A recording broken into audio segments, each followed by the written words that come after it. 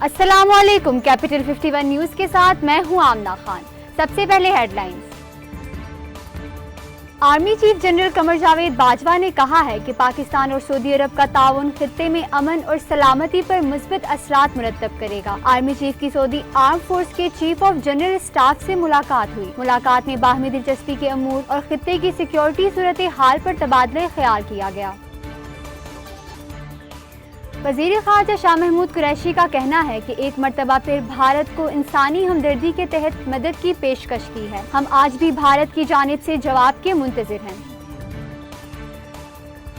Punjab assembly के हल्का PP 84 Khushab में जारी ज़मीनी इंतखाबात के सिलसिले में पोलिंग का वक्त खत्म हो गया है। पोलिंग स्टेशन में मौजूद वोटर्स को वोट डालने की इजाज़त होगी, जबकि इसके बाद वोटों की गिनती का अमल भी शुरू हो जाएगा।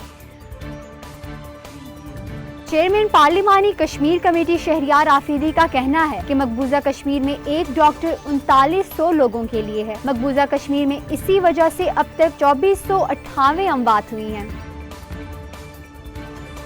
वफाकी हुकूमत ने निजी बिजली घरों को 90 अरब रुपए की पहली किस्त जारी करने की मंजूरी दे दी है। इस्लामाबाद में वजीर खजाना शौकत तरीन की जेर सदारत इक्तिसादी राब्ता कमेटी का इजलास हुआ, जिसमें निजी बिजली घरों की पहली किस्त की अदायगी समेत अहम ग्रांट्स की मंजूरी दी गई।